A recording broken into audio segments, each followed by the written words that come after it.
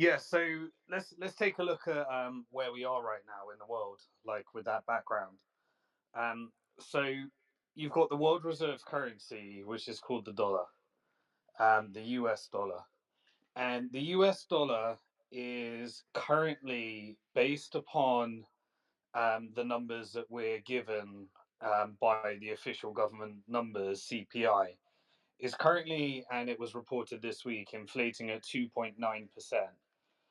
Um, when the Federal Reserve started cutting rates, because it believed that inflation is now under control because they have a goal of inflating away at 2% per year, and that it was heading to inflating away at 2% per year. Just an aside, the number is completely meaningless because what it doesn't factor in, and I don't want to get too complicated, but CPI doesn't factor in that the dollar is strengthening relative to all other currencies as the world reserve currency.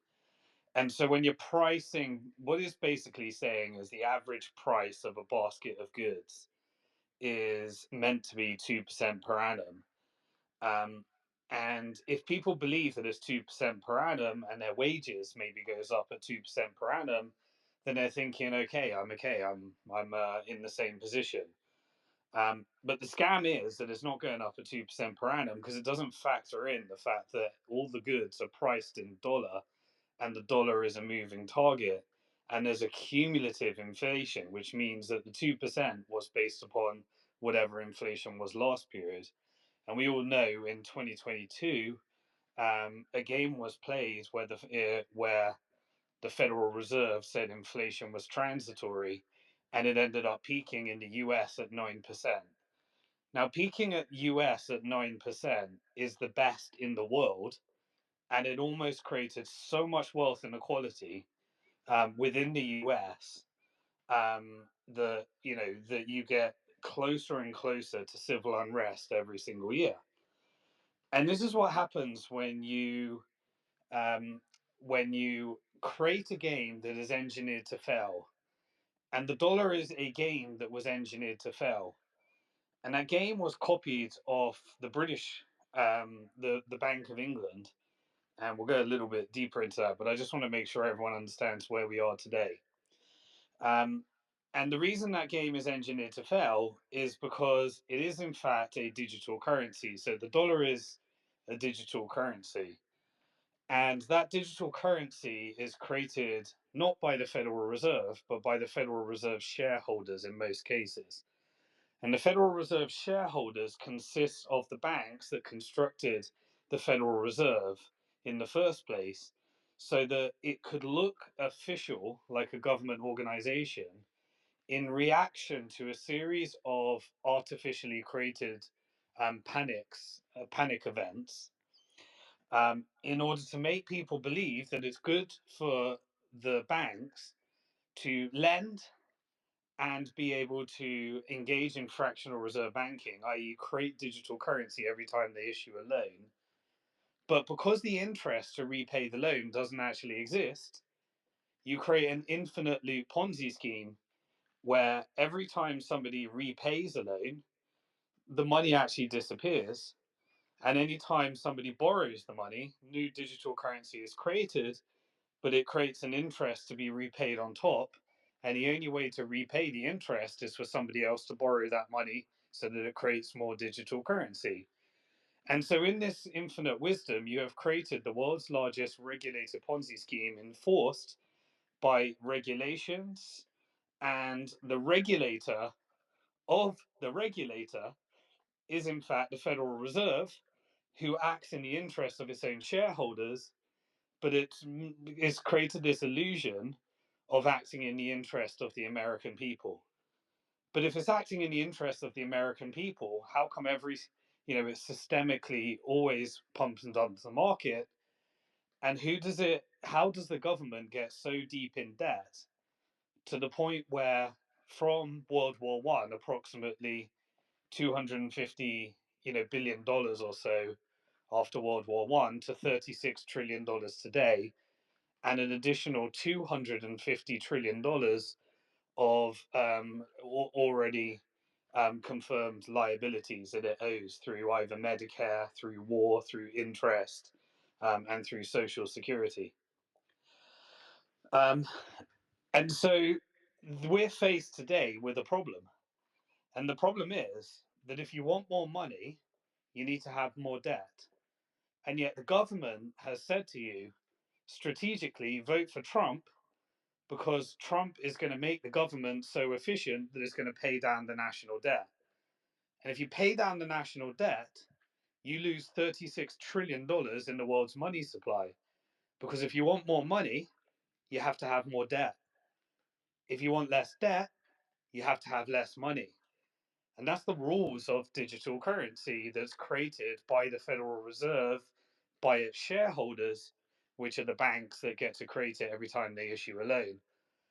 And then their parent shareholder, the Federal Reserve, gets to create these instruments where if they take too much risk, they get to bail out, and the tax bill, essentially, sorry, the bill of the bailout is inflicted by increasing the US government debt. The US government doesn't mind because they get an infinite amount of money to increase their expenses so they can extort more out of the system. And eventually you end up with situations today where incredibly wealthy people are making up Congress, and those wealthy people are also bribing politicians in order to engineer the game so that all the money that is printed ends up back in the hands of the companies that is lobbying in the first place. So the military industrial complex, big pharma, the banking lobby, the Israeli lobby, send billions over to Israel.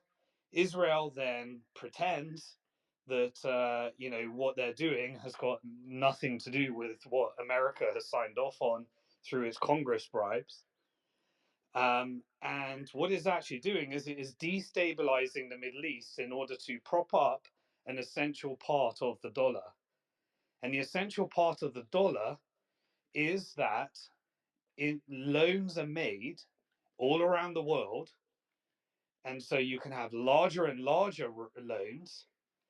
And those loans come with conditions in order to have a central bank, which is created by a subsidiary of the entire central banking system.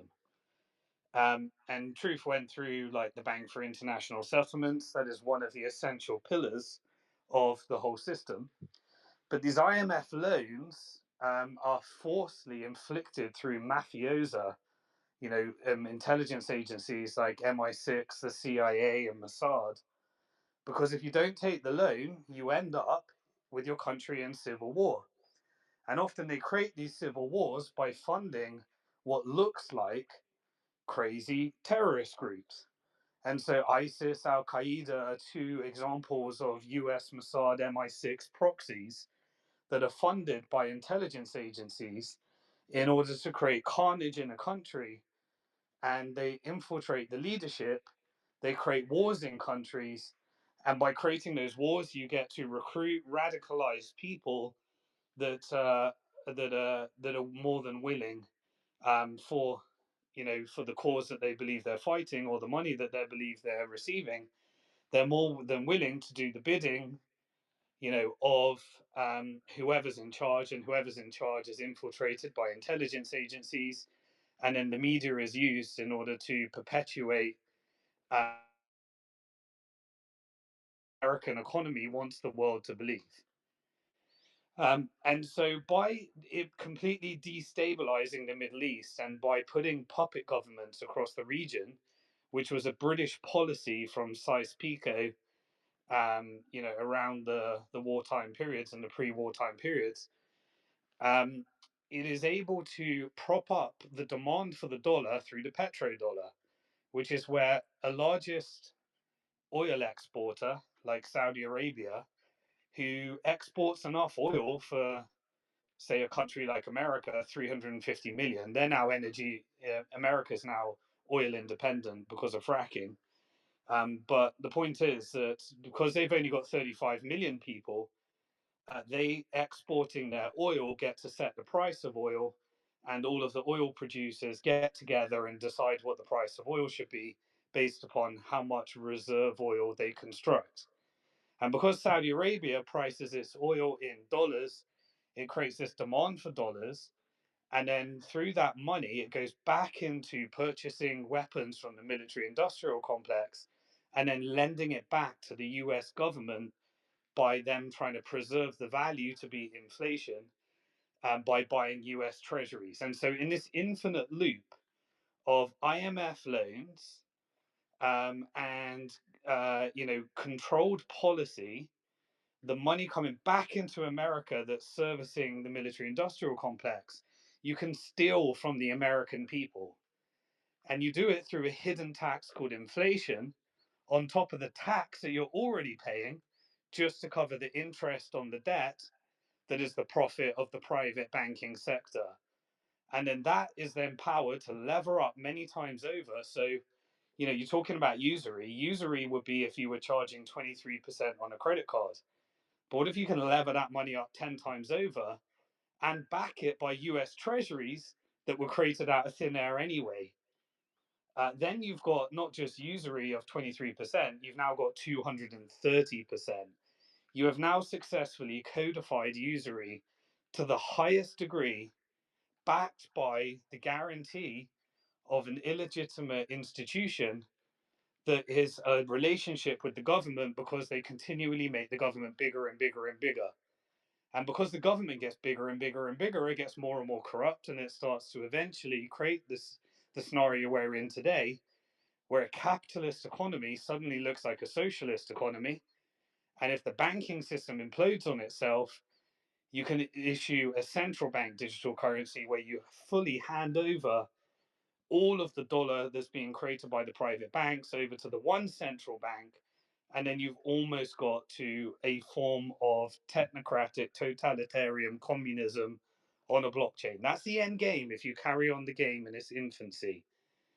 It's a Ponzi scheme. It's inevitable. It's predictable. It's guaranteed. And it doesn't matter whether anyone in the Trump administration says we're not going to do a CBDC. That it will be inflicted at the time when there will be a battle between the Federal Reserve and Treasury. We are getting to that point where the US government and the interest of the Federal Reserve may not be in line for much longer. And we're kind of hitting that point. And that is when you get extreme populist leaders, where those that are shafted by the system, i.e., those that took on debt in order to consume, basically debt slaves to the banking system, because they didn't take their debt and they didn't acquire assets. The only way to beat this system is for you to take debts in a fiat currency system and lever it up and buy real estate or buy stocks or find some kind of escape velocity, which is what Bitcoin created in 2008. Because your asset needs to increase at a faster rate of inflation, and inflation is a rigged number, and your wages aren't going up at the same time as inflation. So most people end up in debt slavery. If you end up in a situation where you're taking on credit card debt in order to, most of your wages are going on your rent, which is servicing the debt of the private bank through their privilege called fractional reserve banking, or somebody else's mortgage that is borrowing it and benefiting from the growth in that asset because they managed to get close to the bank to be able to borrow the money, then you will be going down, you will be decreasing your wealth no matter how hard you try. You'll say, I'm going to spend less than I earn, I'm going to put the money in the bank, and I'm going to save up as much as I can. You are losing money in real time.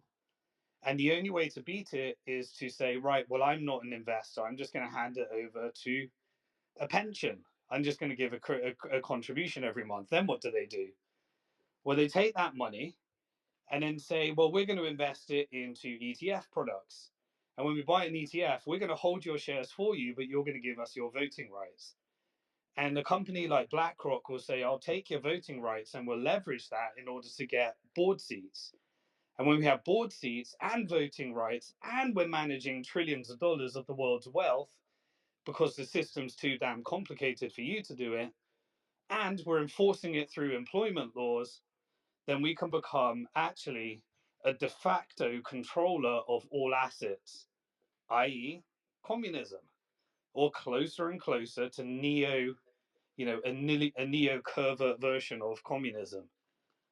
And so the people on the left demand the government to say, I need more money from you. I need you to tax the rich. It's just not working for me. I cannot survive. And the people on the right are using debt and borrowing money at the cheapest rate possible from the central bank through things like quantitative easing at 0% in some cases. And they're able to clip. And if they get a banking license, they can then lever that up many hundred times over and be part of what I call the proof of weapons network, which is essentially the fiat currency with the largest military that engages in the most amount of terrorism, that successfully engages as many covert wars as possible, ends up with the lowest inflation rate, and all other fiat currencies end up with a higher inflation rate, but they're all derivatives of the same fiat currency. And if you get on the right side of that and you leverage debt and contribute and purchase assets, then you may be able to get on the right side of it.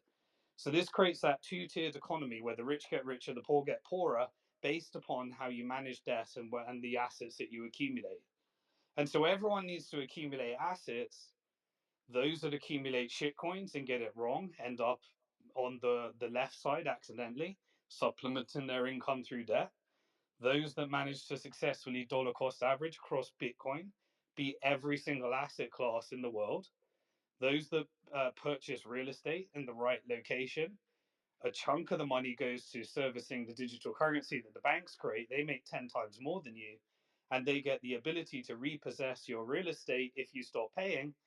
And if you're a good wage slave, then you earn enough in order to cover the interest on the debt, but at least you get to beat inflation and you go further up the echelon. And maybe you're able to then buy some stocks and hand them over to BlackRock so that BlackRock can take the voting rights and control most of the industry across America. And that is the system. And it was engineered very covertly, as we said, by the Federal Reserve, the same families that created the Bank of England or perpetuated the Bank of England system.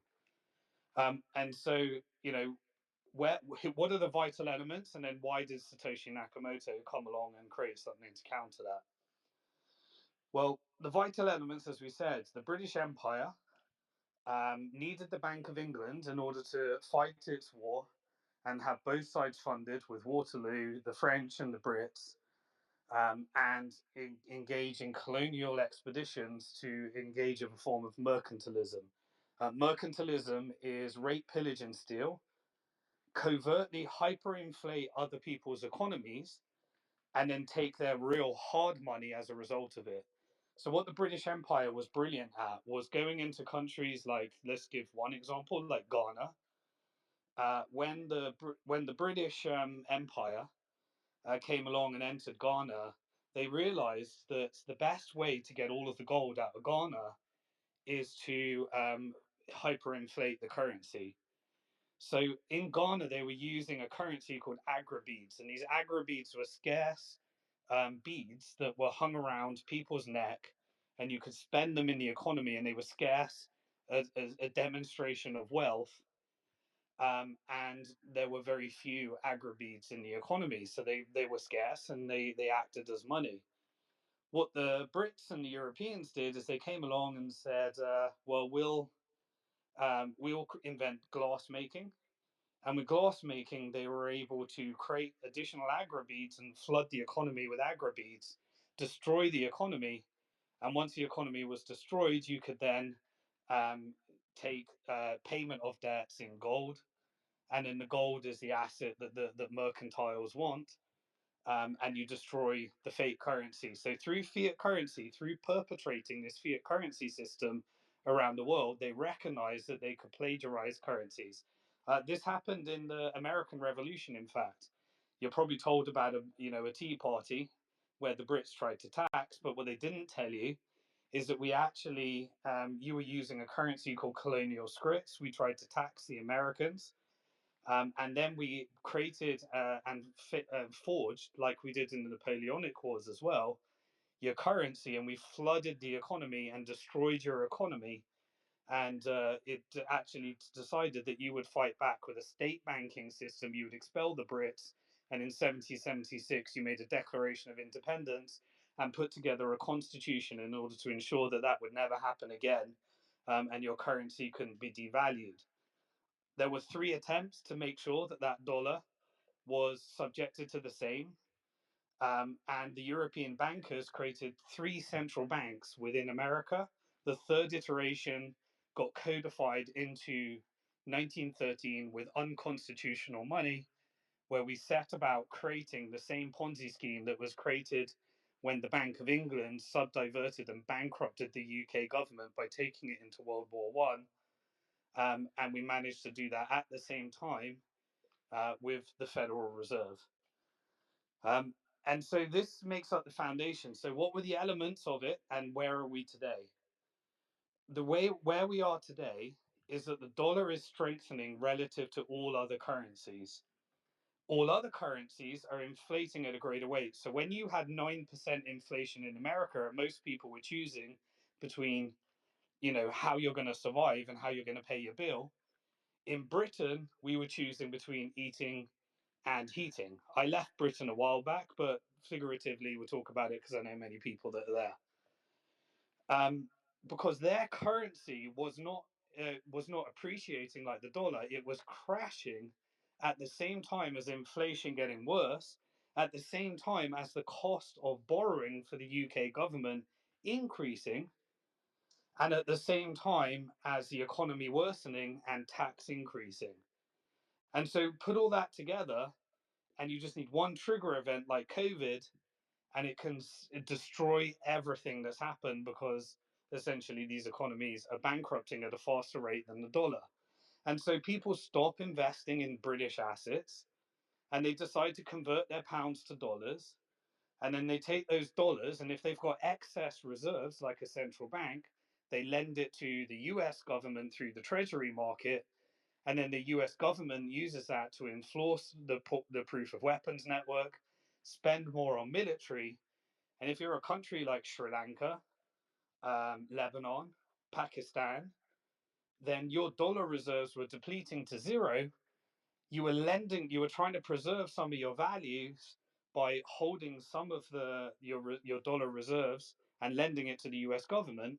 And then the US government at the same time was engaging in covert regime change, overthrowing your leadership, and destroying your economy, and then through International Monetary Fund loans, inflicting currency devaluations, which took away the wealth of all the people of what little savings they had left, and led to the central bank printing money at a faster rate than the US. So a country like Zimbabwe, while you had 9% in America, had 900% in Zimbabwe. And so through this mechanism, they're able to take those loans, those IMF loans, and gradually use your assets, your country's assets, as if they were yours. So a country is exporting all of its goods in order to try and, even though its own people, exporting its own food, even though people are starving in their own country. And this is nothing, people call it a failure of capitalism. It's actually a failure of central banking, and it's a currency war. And so the dollar is currently propping up by destabilizing the Middle East. So in the latest iteration, the America, the CIA, Mossad, and MI6 decided to overthrow the Assad regime in Syria and replace it with proxies from, Turkey militia groups, a Syrian rebel, but a leadership of ISIS and Al Qaeda, and said, we'll put a suit on that ISIS and Al Qaeda person, and suddenly we'll use our media to make people think that this leadership is different to how we want to portray it, because ISIS and Al Qaeda are our buddies, and we're able to control them and make sure that Syria does not support, for example, any competing forces like the Soviet Union, or does not allow Russia to have a port at Tartus in order to have a submarine that is able to deploy across the Mediterranean Sea. Or it can't be used in order to fund Hezbollah, and Hezbollah then, being an essential part of keeping Israel under control, and now Israel can now go and commit to the Greater Israel Project, which is the same as the Greater Federal Reserve Project, essentially, which is the same as the Greater Bank of England Project. And the Bank of England Project needed World War One in order to destroy any competition, like replace Russia with the Soviet Union and implement Marxist communism when Russia had the greatest gold reserves, a Tsar in charge, where 80% of the land was owned by peasants, no inflation, the largest gold reserves in the world, and full employment at the same time. And so this mechanism, through destroying currencies, funded the Bolshevik Revolution that replaced the Russian economy with the Soviet Union. Um, we also had the Balfour Declaration, that was the mechanism for implanting MI6 into the Middle East to destabilize the region through the Balfour Declaration. And that also brought America into World War One, so that a successful transfer of all Britain's gold, Germany's gold, and Russia's gold could end up in Fort Knox after the creation of the Federal Reserve. In the interwar period, there was hyperinflation that led to the Weimar Republic, as I'm sure you know. That led to mass degeneracy. And then that was fought back with a National Socialist movement. And then what led to World War II. And in that interwar period, an essential part of the US dollar proof of weapons mechanism was created, which was the Bank for International Settlements, which was to negotiate a mechanism for stealing all the gold from the losers of the war and having reparations agreement that meant that you had to have a central bank that bowed down to the policy of the Federal Reserve System. And any country that was on the wrong side of any standing up against the Federal Reserve System would end up with some kind of mechanism to ensure that they were replaced with a Bank for International Settlement Bank. There were only three countries that resisted it: Germany, Japan, and Italy. And so all three of those were the ones where their debt-free monetary system had to be replaced with a debt-based Ponzi scheme through the Bank for International Settlements. And the price that they had to all pay is the export of all of their gold to Fort Knox through the Treaty of Versailles Agreement.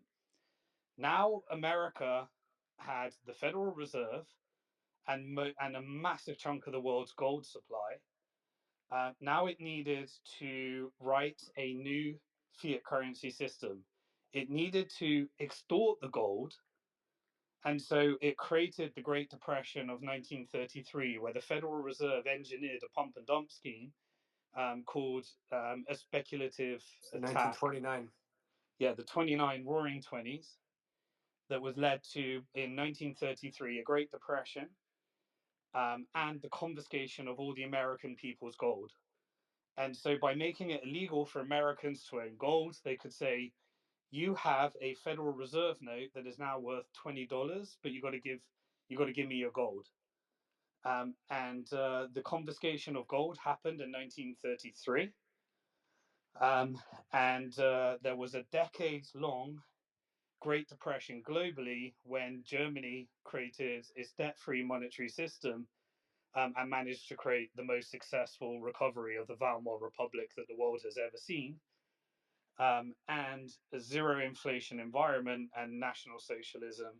And so, therefore, Japan, Germany, and Italy, which all had debt free monetary systems, based upon a resistance movement against the fiat currency proof of weapons network, all had to be taken out.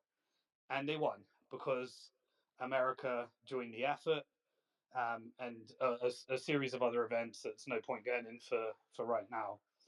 But the end of World War II gave the perfect excuse to say to the world, right, let's ditch gold America's got all the gold, so you don't want to lose all your gold by having your currencies convertible into gold. So why don't you all just make your currencies convertible into the dollar? And we'll make sure that Germany has a debt-based monetary system. Japan has a debt-based monetary system. They created the Bank of Japan, which is essentially the bank that provides 0% loans to the entire world nowadays, trillions and trillions of dollars of loans for free, so that hedge funds can invest in the US stock market.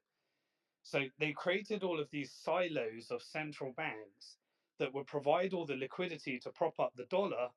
And rather than have countries invest in their own countries and their own infrastructure, it would be lent over to the US government that would create this perpetual cycle of demand for dollars and loans to the US government, and the ability to print the money. But the American people suffer less inflation than everybody else, while it is exported into parabolic inflation in other countries, until they will borrow more money from the organization that was set up in the first place. So the Bretton Woods was set up, and Bretton Woods said, everybody convert your currencies into dollars, and here's a promise. We got the gold. Germany, we got your gold. England, we got your gold. Russia, we got your gold, and you got the Soviet Union. We're fake capitalism based upon the Federal Reserve System, where we replaced the dollar with unconstitutional version of the dollar by the Federal Reserve in a debt-based Ponzi scheme. We are now the currency, and we will promise that if you ever want that Federal Reserve note converted into gold, we'll give it to you at $20 and then later $35. And so this then set the world order. United Nations was set up in order to say, if you don't play by the rules, here's the rules-based order. But we get to veto vote. The five superpowers get to veto vote anyone else, and we get to hold the world to account. You can have your say, but there's only five people that get to veto vote, and it was four initially. And so there was, and then said, and anybody that wants to reconstruct their economy, take a World Bank loan. The World Bank will perpetuate dollar loans, and the CIA was formed in order to take over the MI6 system. And Mossad was formed after Israel was created, that makes up the construct of the deep state that we know today. So the deep state consists of the Bank of England, the Federal Reserve, the Bank for International Settlements, the International Monetary Fund, the World Bank, Mossad, CIA, and MI6. And they act in the interest of the Federal Reserve shareholders, i.e., the banks, and the companies and the corporations that are on the recipient's end of the cheap money. They do not work in the American people's best interest, the British people's best interest, and they don't even work in the Israelis' interest. The Israelis got was, told that they need to go to Israel and join the IDF to engage in ethnic cleansing and genocide. They rewrote the Schofield Bible in order to scam all the Christians into thinking that the prophet Israel was actually the land Israel, and rather than it being a particular group of people at that time that were upholding a covenant, it was actually all those that need to live in Israel in order to bring back the Messiah and the whole Messianic vision.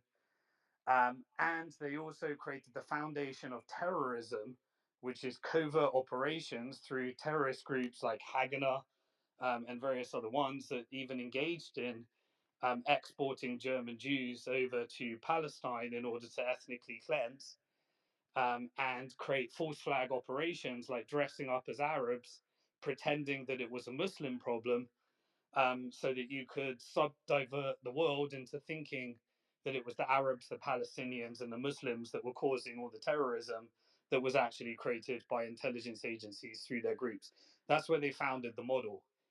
We had a series of false flag operations. For example, you had the Levant Directive, which is where Israelis were pretending to be Egyptians, and they would, the King David, for example, bombing, where Israelis would pretend and they would kill Jews, they would kill Arabs, they would kill Brits in order to justify the 48 war so that they could say that it was an Arab war, say it was their fault, and then use the British military and MI6 to get the independence in order to create Israel.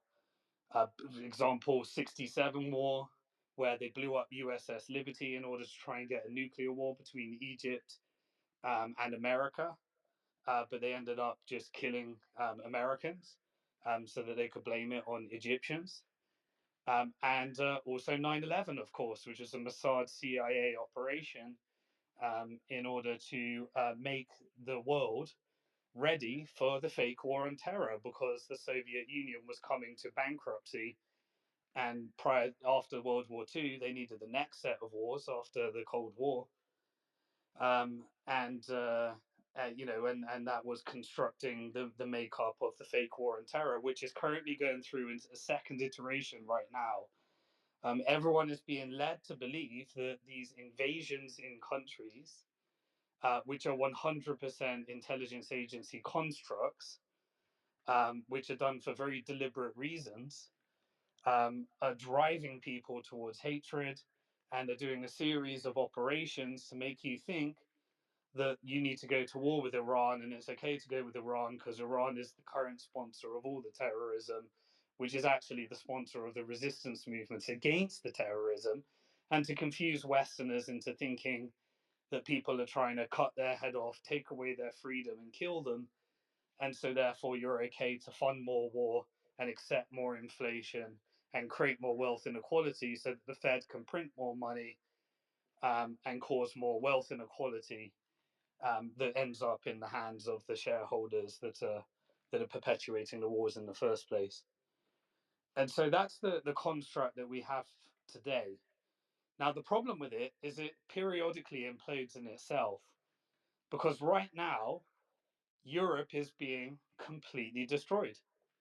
The Germans, and the Italians and everybody, the European Central Bank took over their currency.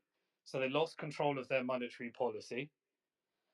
Japan is just a shell company for lending to buy into the US stock market and a military industrial complex. The UK is just a military industrial complex controlled by banking lobby and big pharma. All we do is we sell drugs, we push banking, financial services, and money laundering, and we fund terrorism and create wars and say these people are defending themselves, but these ones are the terrorists, just based upon who we want to sell the weapons to and whatever media we need to use in order to divert people's attention. And Europe is dying. It is Germany is deindustrializing. The euro is getting weaker and weaker relative to the dollar. The debt's increasing. People are finding it harder and harder in order to keep up their expenses. There is no vision across Europe. There are some anomalies like Poland, which are kind of punching above the rest of Europe. But the only country that actually had its own currency, like Britain, Brexited because it wants to maintain its own silo for the Bank of England and the Bank for International Settlements, which is done through Geneva, that have their own jurisdictions with their own armies and their own polices, in order to uphold the deep state and the system as we know it today. And we have this farce all around the world. So the euro dollar is where dollars are being created by European banks, and then they're being used in order to convert to dollars to invest in the market. And this is creating a massive amount of demand that are propping up the dollars, so that the Federal Reserve can print, but they still get the lowest inflation rate relative to the world, and they can maintain their relative value and ensure that all of those euros that are printed end up serving the interest of the Federal Reserve and the Federal Reserve shareholders. Just as the petrodollar does the same, it takes all of the Middle Eastern oil and gas and resources and uses it to prop up the proof of weapons network and the Federal Reserve and create the artificial demand for the dollars so that it can be used in order to destabilize its region and implement regime change by anyone that tries to dare fight against the system rather than taking the IMF loan. So every country across the African regions, across the Middle Eastern regions, whether it be from Libya, that basically said, we're going to create our own gold-based currency. We're told that they're an evil dictator and they need to be overthrown.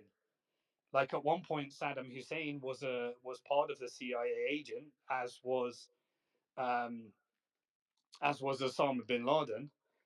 But at the same time, they need to be used and weaponized. And so when Iran became the enemy, which was all about propping up British petroleum, the Iranian Revolution was a fight to regain the oil and nationalize the oil after a military coup by MI6 and the CIA in order to take over Iranian oil and turn it into British petroleum. When they dared try to use their oil for their own resources, it ends up in a revolution to overthrow the implant of leadership that we had there when the monarch and the Shah was in control, which are just basically doing the bidding of the deep state. And so you end up with where all of this where we are today. And the only way to escape the system, when you think about it financially, is the only way to increase your wealth is to accumulate assets that grow at a faster rate than the inflation that you're inflicting in your country and the rate at which your government has to devalue your currency in order to try and steal more money from you. At the same time, we've created technologies like artificial intelligence, which means that pretty much the way you earn income today in 5 years will not be the same. So, in this administration where we are today, we've got wealth destruction that will continue. The Trump administration will print more money than the Biden administration, who printed more money than the previous Trump administration, who printed more money than the administration before that. Why? Because it's a debt-based Ponzi scheme. The Federal Reserve sets the monetary policy, and the Treasury has the opportunity to fight back against it. And every time that has happened, it's led to the assassination of the president. The last attempt at that was 1963 when JFK said, we're going to print our own dollars and make it convertible into some of the silver. They couldn't use the gold. Why not? Because the gold that was stolen from the American people ended up collateral by the Federal Reserve for the $36 trillion of debt in case. So all of the money, the gold, that allegedly is the American people's or treasuries, it can't be audited because it's actually collateral and belongs to the Federal Reserve, which is a private organization that works in the interests of its shareholders. And you have these massive obfuscations in order to avoid audits, to make sure that no one ever sees that actually the Federal Reserve is rinsing all of Americans' assets and is guaranteed by tax and is creating such severe wealth inequality that they need to fudge the numbers and pretend that everyone's okay. But the only way to beat it is to try and purchase the assets and take out debt. And so that's why you've got crony capitalism within America. That's why you've got more and more people being employed by the government. And that's why they need to create, when in times of crisis, helicopter money to people that are living paycheck to paycheck, month to month. Veterans are coming back from these wars psychologically traumatized because they found out that they have to end up killing children and stuff and all sorts of stuff that no human can handle. And then they find out that there was no weapons of mass destruction and they were doing the bidding of the military industrial complex and a bank. So in order to handle that, they can't afford nothing. They end up addicted to drugs. You have drug problems across the streets. You have homelessness all across, and you have infrastructure that is no longer being invested in because it's way better to send some money to Israel that comes back into the profits of the military industrial complex than actually build a bridge that's useful to the American people. Situations where literally LA is burning down, and you end up with the Biden administration trying to make sure that as much money as possible ends up in Ukraine. And Keir Starmer, who is not servicing the UK people's interest, he's literally just signed a 100-year deal in order to commit to guaranteeing loans by the IMF in order to ensure that more weapons can be sent to Ukraine when only half of the money is actually making its way there and the rest is going into sheer corruption and the rest of it is just being used to kill Ukrainians' own people in a war they know they can't win. And that kind of brings us to where we are now. So the artificial intelligence is getting to that point. There is no way that the way you earn income today will be the way that you can still earn income in the next 5 years. Everything's coming together in that kind of thing. If we allow the neocons to remain in charge, Simon, just before you move past that point, I saw that agreement that Starmer passed. How does he have the authority to sign a 100-year commitment to Ukraine and give them £3 billion a year? That's insane. How he's able to yeah, guarantee that. you tell me. I got no idea. But they just come up with these agreements, and apparently, yeah, we got to. People just have to sit by and say that that's okay, that's acceptable. And Israel stood by and didn't demand their own 100-year commitment. Yeah, no idea. I haven't didn't see the headline of the Israeli. Maybe they just think that they've taken over the UK. I mean, it's so easy to change leadership in the UK. Literally, like we just had. Okay, Boris Johnson, your job is to get everyone on these vaccines and do a lockdown. Boom.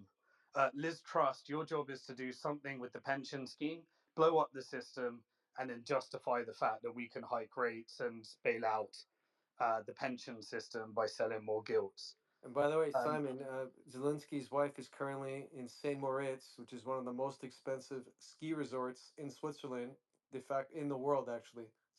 While this agreement's been signed in the UK, there you must be go. nice. Must be nice. Rishi Sunak, your job is to make sure that everyone gets vaccinated. And don't worry, we know that you and your family and your wife, you've got all your shares in Maverna, and you actually made shit tons of money out of it. All right, suddenly we're no longer happy with Boris Johnson. He went and ate some cake during COVID. We got to be all disgraced by that, and we got to have a snap election. And then suddenly, Rishi, by the way, you don't care. You're not the prime minister anymore. It's time for Keir Starmer to come in.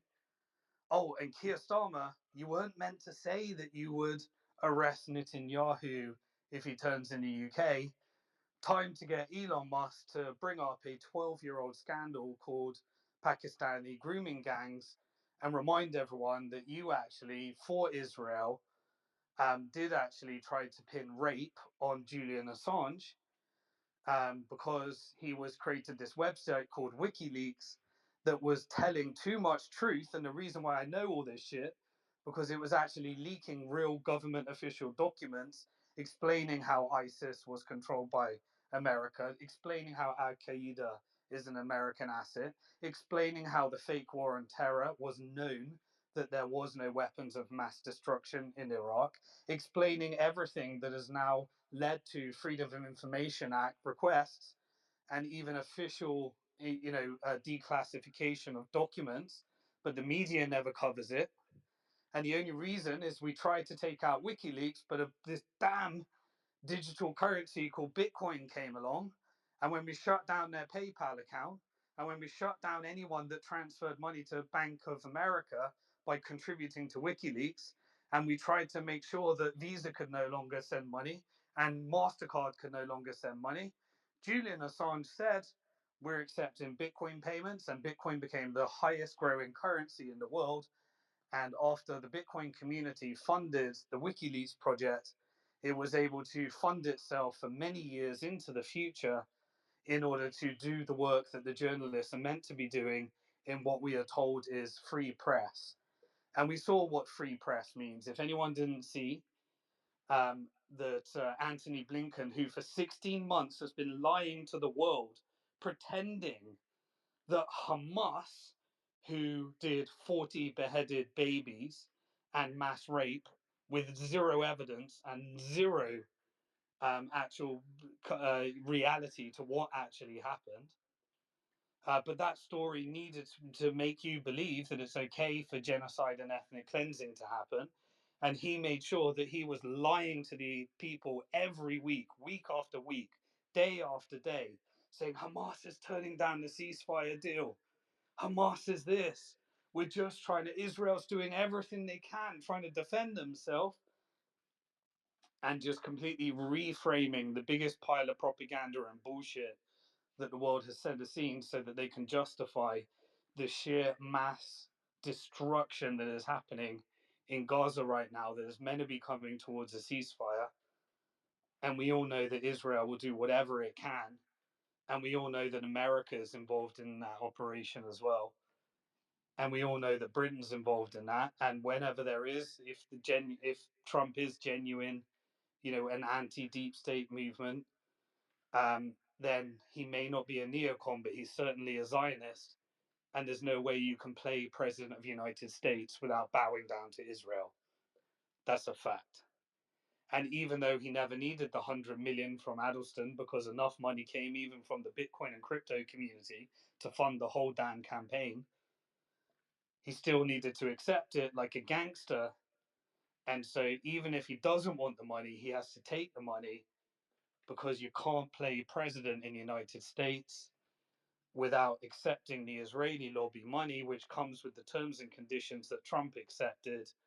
And even if you are not a neocon, and I don't think that Trump is a neocon, you certainly have to be a Zionist in order to play the president of the United States in America.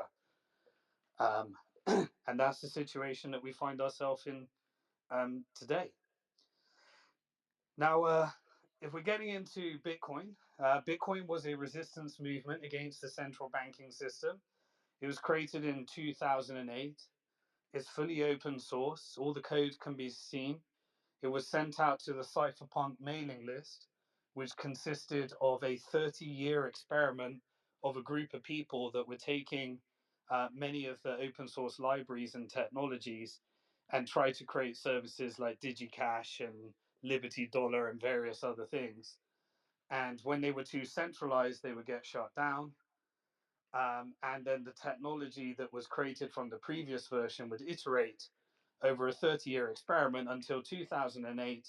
An anonymous group of people called Satoshi Nakamoto put out and said, here's how to solve all the problems we've had in the past.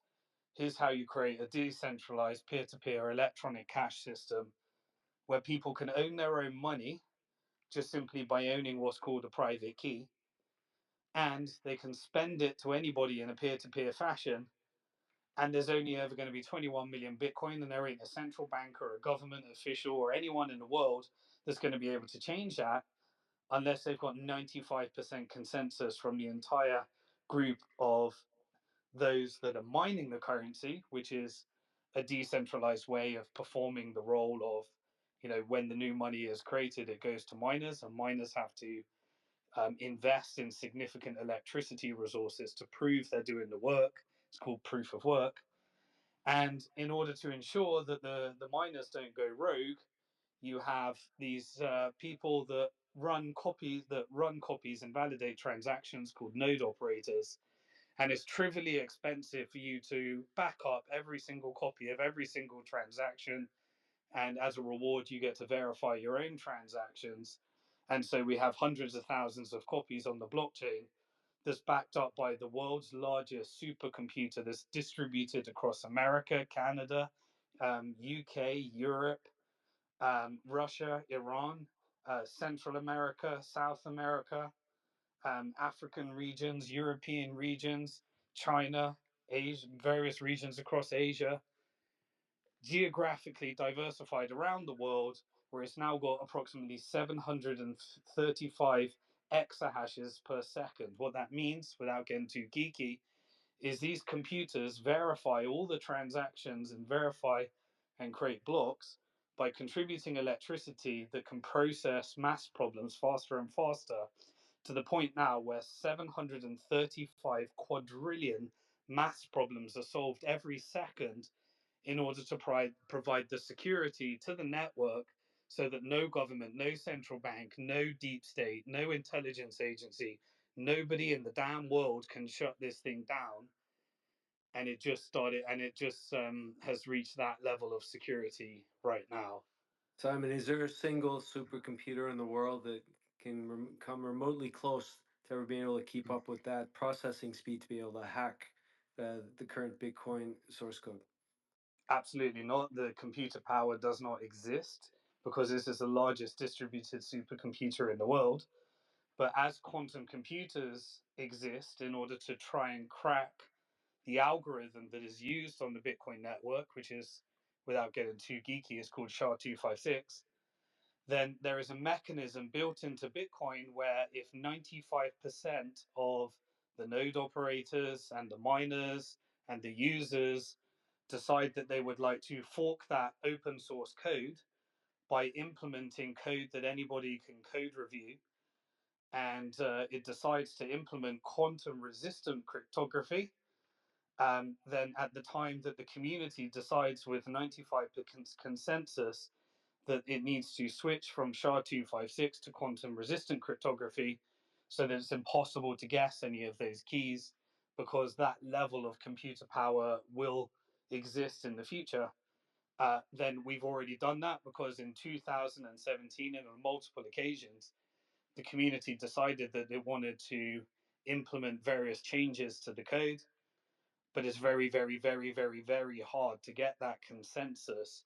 So it only happens when it's mission critical, which is why Bitcoin is essentially classified around the world as property or a commodity, because it's much like digital gold where you can't change it. No one individual controls it. You can't assassinate anyone to take down the network. While Satoshi Nakamoto mined about 1 million Bitcoins in the beginning, it's highly likely, by my guess of who I think that is, that that person is dead. And even if he did get back those 1 million coins, all they could do is send some of them to an exchange to try and sell them. And that would certainly have an impact in price, but zero impact on the code, on the distributed supercomputer. And even if it turned out that it was the CIA and the NSA that created it, it doesn't matter because it's all open source code, open source libraries on a distributed supercomputer with no backdoor for any one party to be able to compromise it. And every single time, anyone that has tried, they end up getting wrecked because of the distributed design. And so now we have the ability from 2008 to today. And I spoke at the very first Bitcoin conference in 2011, wrote the first published book in the world to include Bitcoin in 2011, and bought my first Bitcoin at $3. Invested in over 100 companies in the industry to try and build out the exchange infrastructure, the wallet infrastructure, all the different companies that make it so much easier to use today than it was when we first started. It's we've now have the ability for anyone in the world that has an internet connected device to download a wallet and own their own money. That money can then be sent peer to peer. It doesn't need a bank in order to own that money. You can have as many wallets as you want, and you can send it to any other person that has a wallet just as easy as sending an email. No matter where they are in the world, you can send it, and it requires no central bank or government in order to give you that permission to send that money. And there will only ever be 21 million Bitcoins with 8 decimal places. So the price can go as high as it wants, and you'll still be able to use those small units like they're called Satoshis, where it's 0.0000001 Bitcoin, which today is worth like under $1, fractions of cents. There will only ever be 21 million Bitcoins, and therefore it created a counter resistance movement to the fiat currency proof of weapons network, where no matter what people do, no matter how many dollars they print, no matter how many pounds they print, no matter how many euros they print, every euro, every dollar, every pound that goes into Bitcoin defunds the proof of weapons network, creates a peaceful boycott and resistance, and means that there will never be more than 21 million. So every single person in the world, and I can't promise this will happen in the future, but I believe it will. Every single person in the world that has bought some Bitcoin every month and ensured that they have more Bitcoin this month than the previous month, and did that every month for 4 years over what's called a halving cycle, they've ended up beating every single asset class that exists in the world today. Whether it be real estate, whether it be stocks, whether it be BlackRock, whether it be the mutual funds, whether it be anything, Bitcoin has significantly outperformed, which is allowing people to escape the proof of weapons network and create a counter resistance against the system, to the point where every bank tried to take this shit down and create their own blockchain. They even tried to popularize the word blockchain and say you don't need Bitcoin in order to try and make people believe. They even used the Silicon Valley network in order to launch over 20,000 pump and dump schemes to confuse you into thinking that there are alternatives to Bitcoin. They even tried to use the ESG narrative to confuse people into saying all that wasted electricity, use proof of stake. Proof of stake means if you own the coin, you get to control it. And so we can own The more same coins than people, everybody else. the same people flying around on private jets and consuming more energy on one flight than the average person uses to operate a car in a year are complaining about energy use of mining Bitcoin. It's very interesting, right, Simon? The Yeah, and irony is lost. let's not forget how much energy is required in order to maintain the military industrial complex.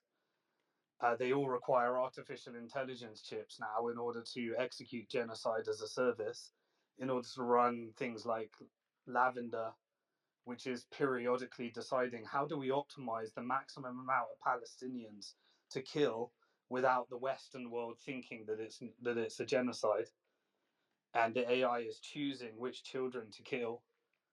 And while IDF soldiers that are taking prisoners and deciding that they want to rape as a mechanism for control, every accusation is a confession, and then use the media. And they were even debating in Israeli parliament that they want their right to rape so that they can inflict rape as a message for don't mess with Israel. And parliament were debating, and many people, they became, one of the IDF soldiers became a celebrity for raping and putting forward, their ability to rape other children and males in order to use it as a power tool and a tool of torture. And the Western media doesn't cover a damn thing about it. In fact, Antony Blinken lies week after week. And you know what he did this week? He tried to take credit for creating peace. He tried to say that Genocide Joe and Holocaust Harris tried to create peace in the Middle East, and they know damn well that the whole thing was a damn lie, and that his grandparents and family were Zionists responsible for creating Israel as an intelligence agency apparatus in order to have a jurisdiction where they could get away with crime.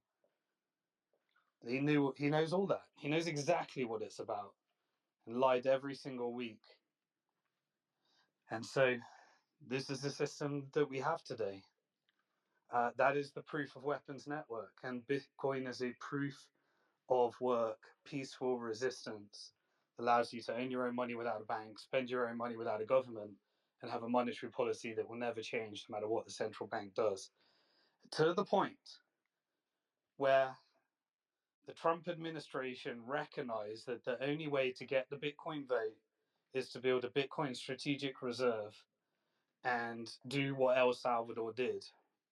El Salvador said, we will buy one Bitcoin every day until we can free ourselves from the shackles of the International Monetary Fund that use these very same operations like Operation Gladio in order for America to fund both sides of our civil war, to create guerrilla movements to topple governments so that they could run the CIA's drug trafficking operations and human trafficking operations at the expense of the Salvadorian people, while it leads to the creation of gangs like M16 that they then blame and say, we've got a refugee problem because some of those Salvadorians are fleeing over to America, and America's got an open border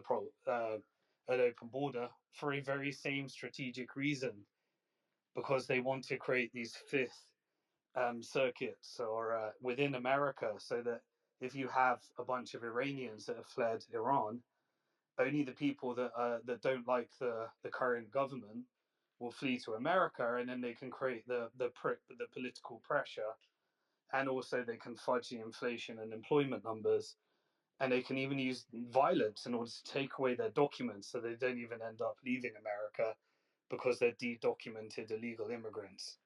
It's all systemic and built into the system. When you follow the money, you find out how the world works, and none of these things are accidental because our media is captured and it is a propaganda machine.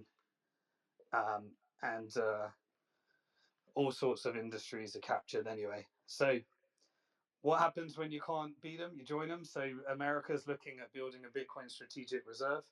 Most important thing, there is a current power struggle between Jerome Powell, the head of the Federal Reserve, and Donald Trump, the head of the government, the US government as of Monday. The US government, the Department of Justice, ended up confiscating approximately 200,000 Bitcoin from a person called Ross Ulbricht, who ran a website that allowed people to trade freely online, much like WikiLeaks, where you could leak documents. People could engage in e-commerce with no censorship, and so ultimately criminals used it in order to sell drugs, take it off the street, and that was very dangerous to the drug trafficking operations because they rely upon violence, and this created a peaceful way to people to purchase drugs online. I don't endorse that. That's what I'm talking about. But if people are going to participate in drugs, this was the safest way to buy drugs online.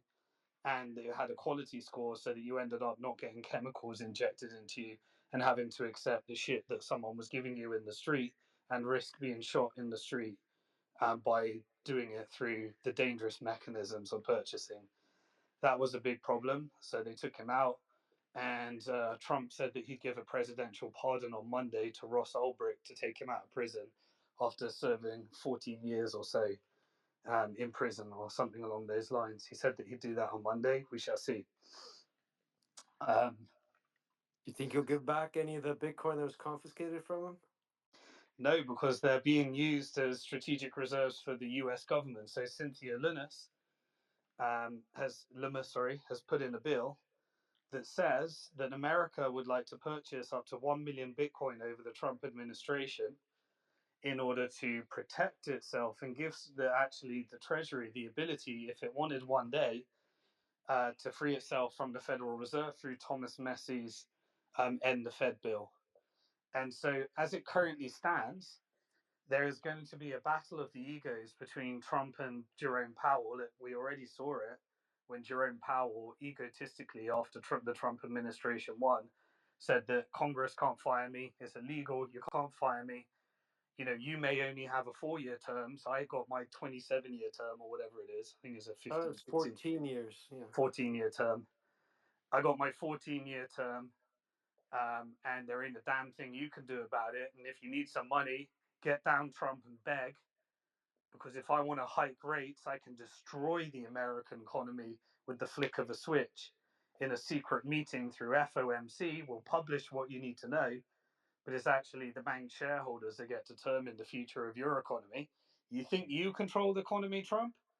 If I want to put rates up, you know what I'm going to do?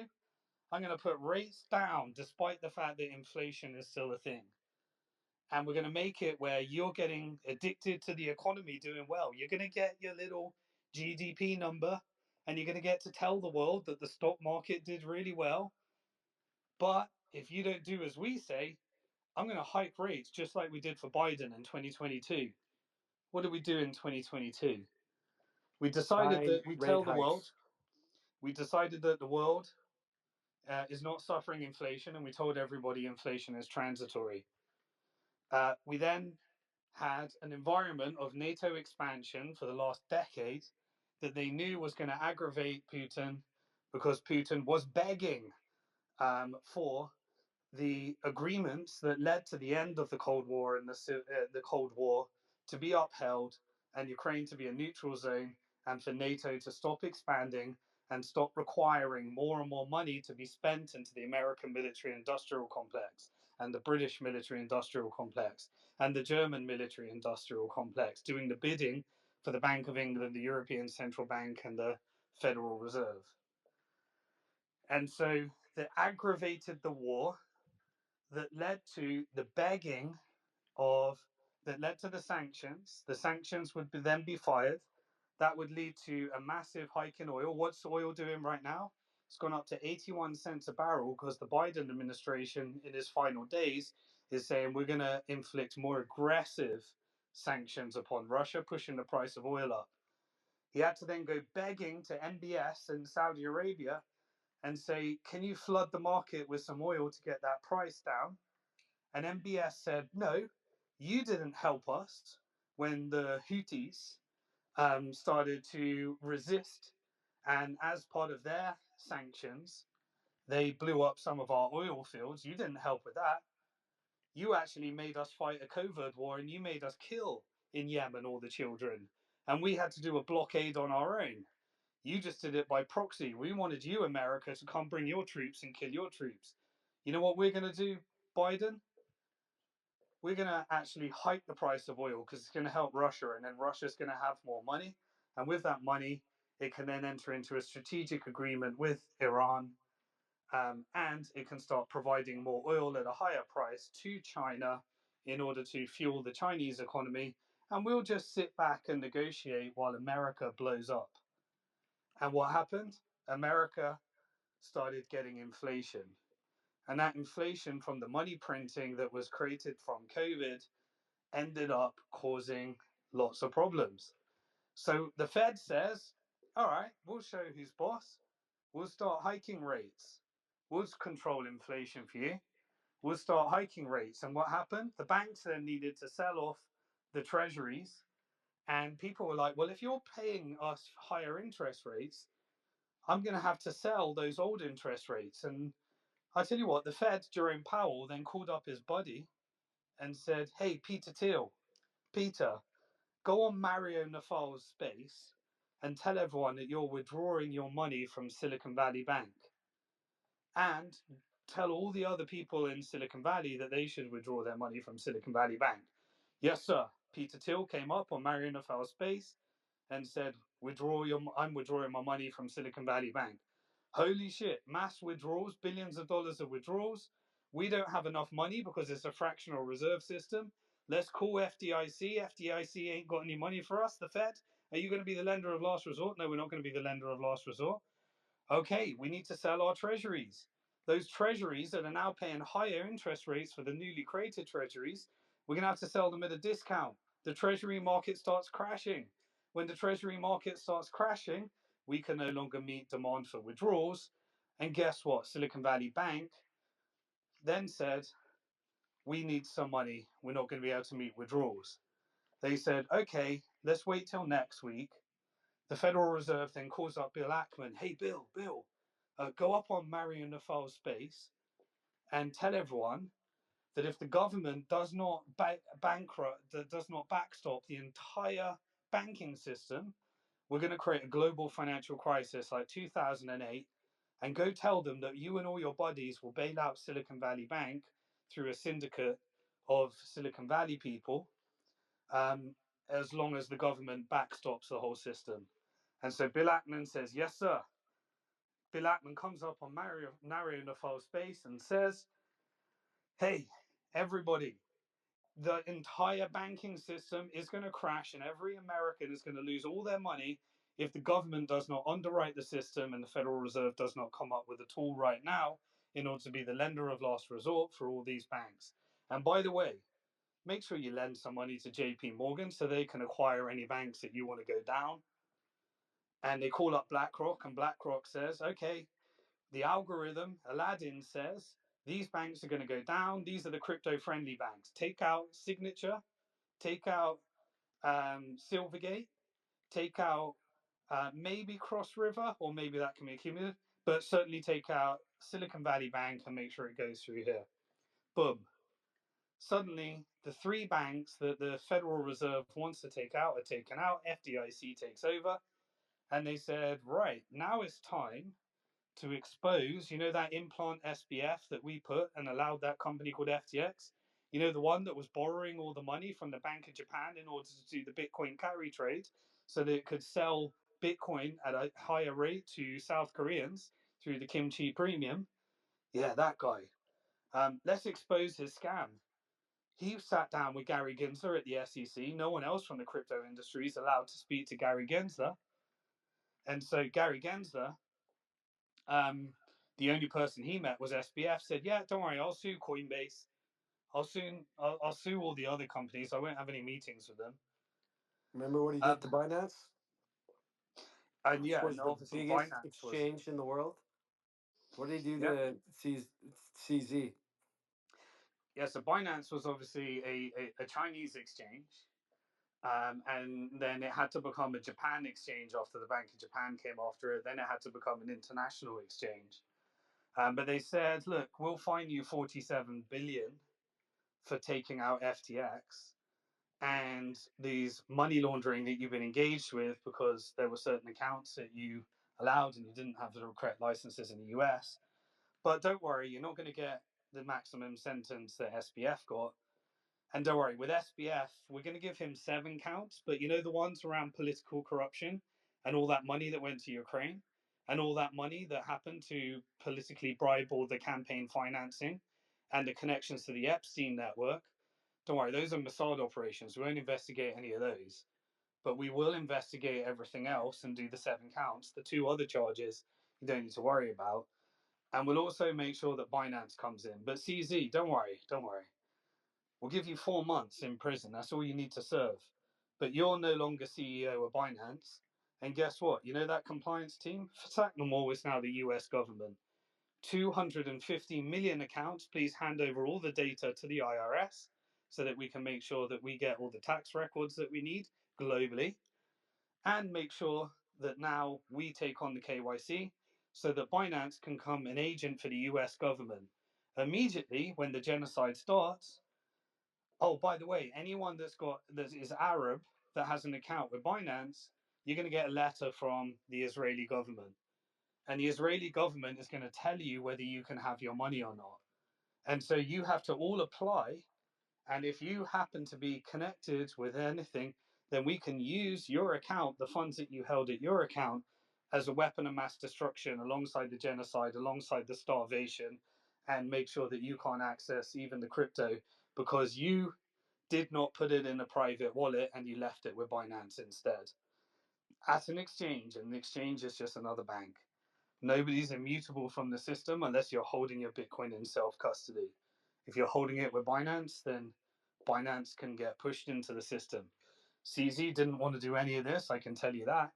But he only got his 4 months in prison, and the US government got everything it wanted, and Israel started inflicting its policy in order to starve Palestinians and Arab people that wanted to have access to their funds. Well, anyway, they crashed the system, and then BlackRock came along and said, "Hey, SEC, do you want to just issue me that license now? I can get everyone to own their Bitcoin, and we'll hold it in custody for them. We'll stop them holding it in custody. We don't want them to have freedom, and we'll make sure that we buy the Bitcoin for them." And the STC said, "Yep, all right, here's your license. Yes, sir. The ETF is now approved." And BlackRock said, "Yeah, we couldn't beat them, so we're joining them." And now move over to the Trump administration. And Trump administration, you can be pro crypto, you can be pro Bitcoin. We're okay with the industry right now. We'll make sure we get as many that own their Bitcoin through BlackRock. Um, and we took out the crypto friendly banks and operation executed. We can get back to the game of pretending that inflation isn't an issue anymore. You get your beautiful economy and your GDP. And Trump, if you don't do as I say, make sure that you tell everyone that if you're assassinated, it's Iran's fault because Israel wants regime change with Iran. So make sure that MAGA are weaponized in order to believe that Iran's the enemy. And if for any reason it doesn't give us the military industrial expenditure that we need for the NATO expansion, then yeah, we can assassinate him. And if he gets assassinated, just make sure you blame Iran so that Israel wins either way. And there we are, where we are today. So, how do you fight back? You don't own your Bitcoin through BlackRock. Fortunately, Satoshi Nakamoto had massive foresight. He said, "We're not going to go for the PSYOP of proof of stake. We're not going to have it where whoever owns the coin controls the coin. for environmental reasons, we're actually going to create an industry where it's backed by the largest amount of electricity, and miners can actually use innovation where they can repurpose that electricity to manage grids in Texas and various other things and create a global energy play so that anyone that wants to run open source artificial intelligence, we can provide data centers that also manage Bitcoin mining at the same time and repurpose electricity while providing the most valuable service the world could ever be given, the ability to own your own money, spend your own money, and fight back against the inflation of the Federal Reserve. But everyone else will put them on proof of stake because with the Bitcoin ETF, we can't control it, so at least we can benefit from it financially. But with the Ethereum ETF, we can make sure we get all those stakes. And then eventually we can build a network of central bank digital currencies. And we can make sure that we control that network in a new Neo version of the creature from Jekyll Island 2.0, where they all get some DeFi, but we control the stakes.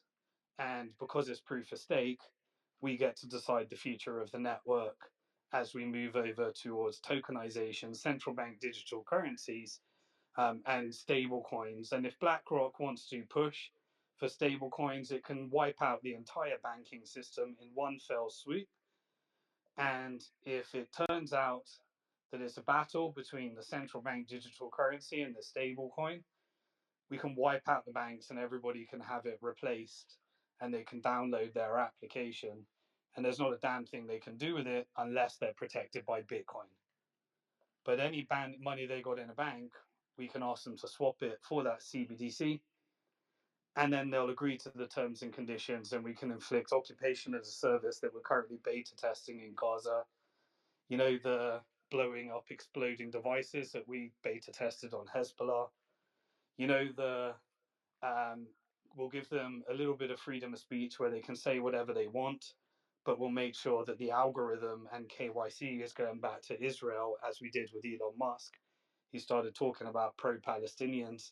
We had to get him over to Auschwitz, and we immediately had to co-opt the app X to say, you tell them it's all a freedom of speech platform. We'll take away their freedom of reach if they're saying the wrong thing, but we'll allow them to talk so that we can then use the algorithm and create a social credit score. And then you can launch your financial institution, and Trump will launch a coin too. We'll get him to launch something. And he can launch a meme coin. 80% of the coin will be controlled by those that created it. 10% is available for anyone that wants to purchase it.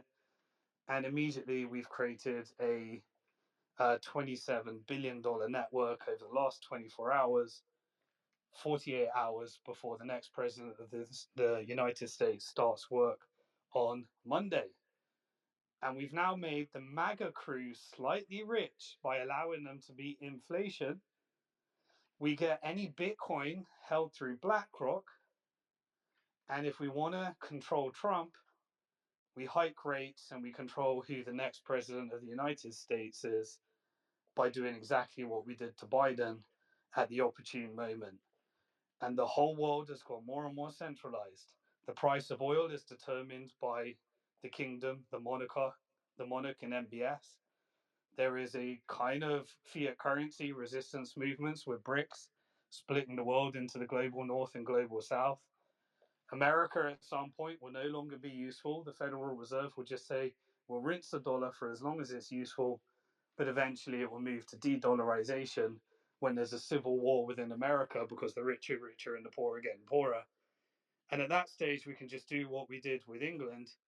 We can move the world into World War III, and then we can plan the next transition to our central bank digital currencies. And hey, you know what? We may not even need humans at that point. We may not even need an army. We may have enough electricity from natural gas in Lebanon, in Gaza explorations. We may have enough oil from regime change in Iran. And we may have our nukes that are now declared because we got them normalized through the Abraham Accords. And Trump can say that he solved all the Middle Eastern problems. He can say that he reversed, the escalations to another Cold War. And maybe, just maybe, the fall of the empire can be blamed on Trump, and we can launch an artificial intelligence central bank digital currency using data centers that Israel stole from Silicon Valley by co opting all of the brain drain that was implemented. And if we ever want to take the country out, we just use open borders. We can just use open borders to create an internal civil war. And everybody's already prompted into thinking that the Muslims want to chop their heads off, take away their freedom.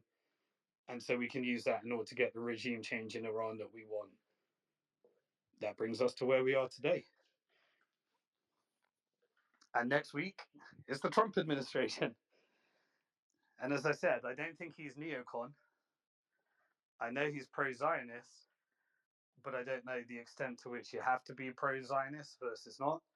And everybody, the one thing that I do think is great is that I think the world is more educated. I don't think everyone's falling for the psyops at the scale they were. But I do believe that MAGA is a tool that is meant to be weaponized for whatever the agenda is. And we need to see through it. We need to hold our leaders to account. And I guess we didn't even really talk about Bitcoin Truth. You got me going on all this stuff. Well, I'd like to discuss the Trump meme coin actually, and what do you think the significance of the timing is? Issuing it 2 days before the inauguration and watching this ridiculous rise, just meteoric rise in just less than 24 hours, which just seems completely absurd to me. And you also mentioned the tokenomics. That's quite significant. I didn't realize that only 10% of the float has been issued to the public, and 10%, I guess, special interest, and then 80% is just being withheld essentially, so they can crash it anytime they want. Okay, where do you see this going? So, question on the timing: 2 days before the inauguration, and then two, where do you see it going? Can you hear me? I can. Welcome back. Okay, cool. Yeah, I got taken out. All we did was ask questions about Trump's meme coin. We're trying to help out over here. Hey, tell us how great it is, Simon. Or do you think Yeah. it's great? Or you mentioned the tokenomics, which is incredible. That's even worse than XRP. I didn't realize it was 80% withheld. That's insane. But then this meteoric rise within 24 hours. I mean, I've seen some crazy meme coins spike like that, but this is unprecedented. What are your thoughts on Trump's meme coin? Will it last? And the timing, 2 days before the inauguration. What do you think? Yeah, I think this is an indication of the ride that we've got ahead. So I do believe that this is going to be the most pro crypto Bitcoin administration America has ever seen, because obviously all the people are lined up. The banks have got their ability for what they want to do with the industry. They want to do Bitcoin backed lending, so they can persuade you to leave your Bitcoin with them, and then they can issue a fiat currency loan against your Bitcoin. They've got Bank of New York Mellon and Co with the custodians, and then they've got BlackRock and Fidelity and all the power brokers as the ETF providers. So there's enough of a foundation for America to try and get as much as they can. And alongside that, Trump says, well, I don't control Bitcoin. So he's just doing what everyone does in crypto. When they don't own enough Bitcoin yet, they create their own token, and then they use that as a mechanism for building something else that eventually leads to them having more Bitcoin. This is what's happened like for the last probably 13, 14 years since I've been involved in Bitcoin. Anybody that doesn't end up with enough Bitcoin, because they can't create it, they create their own token so that they can end up and try and make up with the position of Bitcoin that they didn't have. So if you look at it so far, I think whoever created the token, I Is think it they've David got Sachs? is I don't know if that's he's like the crypto czar. I don't know who actually created it. So they've created this crypto czar of America and a team of people. They're going to ensure that crypto, as much crypto happens in America. So they're even saying like, this is like Ripple Labs is an American company that owns the largest amount of XRP tokens, and so they're getting incentives for building in America. And Solana is a centralized company of Americans. So he launched it on Solana to support industries that are building in America, which is a natural thing. There's no, nothing wrong with that. That's a natural way of doing it. But it helps you understand the difference between Bitcoin and those coins because they're connected with people. And if people are no longer in political favor, or they become strategically important to the agenda, they become a part of the deep state. That's how it always works. But anyway, yeah. So it's built upon Solana because of the Solana connection and the centralization of Solana. And the and so basically they launched it, surprised everyone. I don't think anyone knew about it.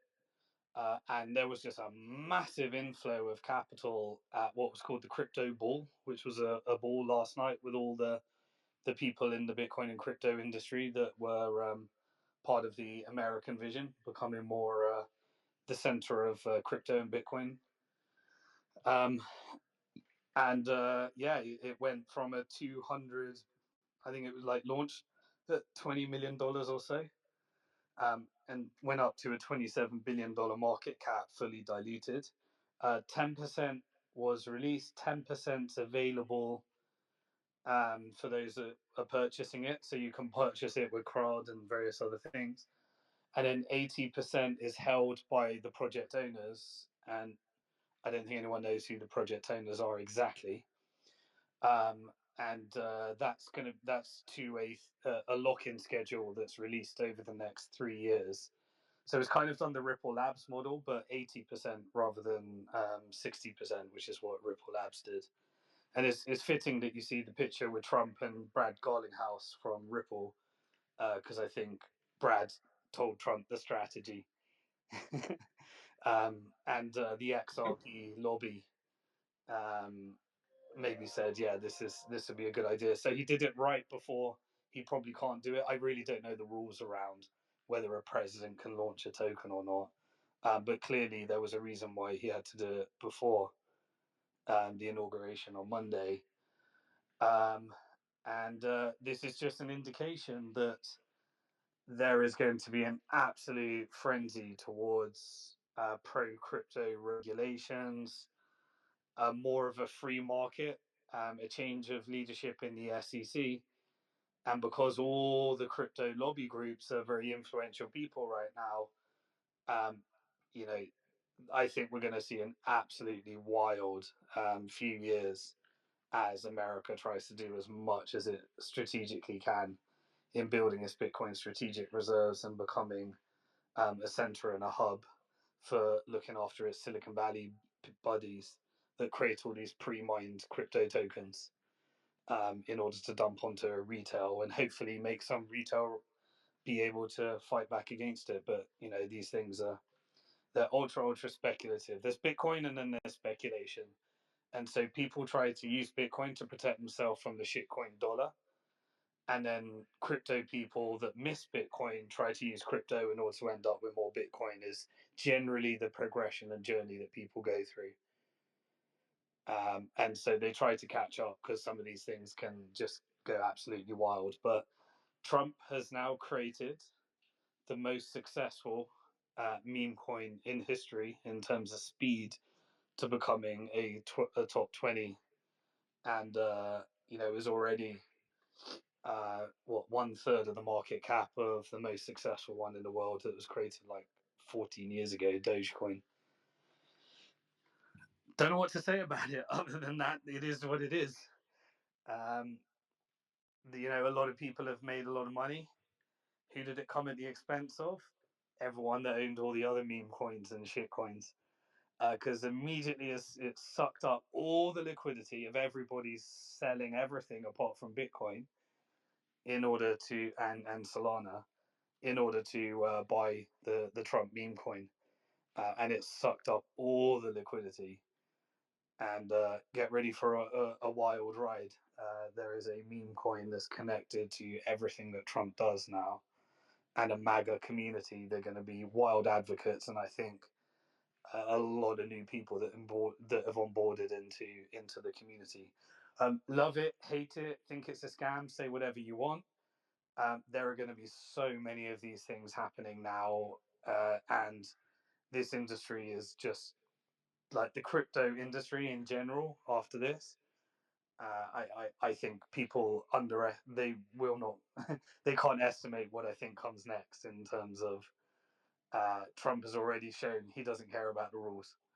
He's just going to do what he wants to do, and he wants. I think it's going to be a free market, to be honest, a free market for all the scams and all the problems and all the things that come with it, but freedom to choose, which is, we never needed the regulators to protect us in the first place because they never did. They just protected the vested interest, and so it's all up to us to call things out. When there's rug pulls, we need to tell each other, we need to educate each other as much as possible. But anyone's going to be able to do anything, including the president of the United States launching a pre-mined meme coin.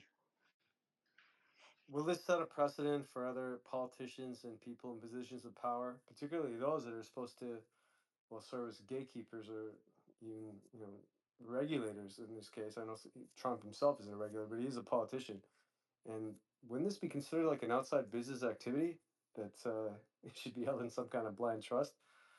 Just I would think so. doesn't this set a bad precedent for other politicians? And I know they already engage in insider trading. Rules for thee, not for me. They already break all the laws anyway. But it's just so in your face now. They don't even care. Yeah, and get used to it. Like, so, we're all going to have to be, it, the market's moving towards a you do what you want to do, but you have to be held accountable and responsible for your actions as long as people hold you accountable to it. So, it's a wild world, and yes, I do think it's going to be a president that set a president. And I do think this has changed the game. We always knew this would happen. There was always rampant speculation that every celebrity would have their own coin and various other things, and it kept happening. But I think a lot of people are going to see this as a green light, and then eventually there'll be some mass corruption in political financing. But I just think we're hitting a stage right now where regulations won't be able to keep up with innovation, and I think the regulators are going to have to hire artificial intelligence to try and keep up with the regulations, and then the artificial intelligence is going to disrupt the regulators. Even the central bank digital currencies, I think AI is gonna do it better than humans, and so we are entering into this world where I think innovation is moving faster than any type of regulation, and that's going to hit a point of inflection and a point of singularity. So everything's on the game now. So I just think everyone has got like this. The next administration from here, I just think so much is going to change over this administration. I can't even guess, but I know that people need Bitcoin to protect themselves. And I know that people need to really figure out what they're going to do to break this cycle, because we're going for some rapid disruption, and America is going to. I think as of next week, I really think there's going to be a real big load of change. If there is ever an opportunity to change things on a scale for good or for bad, this is the time, and this is it. And then eventually we're going to So, find out what AI looks like after this. so I have a separate question for you. With this type of precedent set with Trump, and you thinking that, well, now anything's possible now. Another politician, celebrity could also issue a meme coin and it'll attract just maybe even more momentum and investors investing in it. Do you think this is possibly a scheme just to get people to sell some of their Bitcoin profits so that these powers that be can then, well, take the profits from, well, not just the profits, but whatever scheme, new meme coin that's out there, they'll eventually rug pull it, and then you obviously take that money and then buy more Bitcoin with it, so they can gradually accumulate more Bitcoin over time. Is this just one among many scams they have in mind to try to steal your Bitcoin? that some people genuinely believe in alternatives to Bitcoin, and there are communities that are like Solana first, or Ethereum first, or Cardano first, or XRP first. There are those people, but the vast majority are just trying to find a way to end up with Bitcoin. They either want dollars or Bitcoin, right? Bro, if you're on the wrong side of the proof of weapons network, you're living month to month and you can barely find enough money to pay your rent. And so even when you're onto a winner, after 2 months, you have to sell your position just to pay your dollar liability. That's the vast majority of people. The wealthy people involved, they just are finding their way of accumulating as much Bitcoin as possible. And then there is a smaller percentage that maybe don't really believe in Bitcoin and believe that they can, and they will eventually discover, as everyone does, that eventually, the coins change every single year, but Bitcoin's the only one that reliably survives the bear markets and the bull markets for all the reasons that we've covered. So yes, I think for a large number of people, launching coins to end up with more Bitcoin has been the largest use case of these altcoins so far.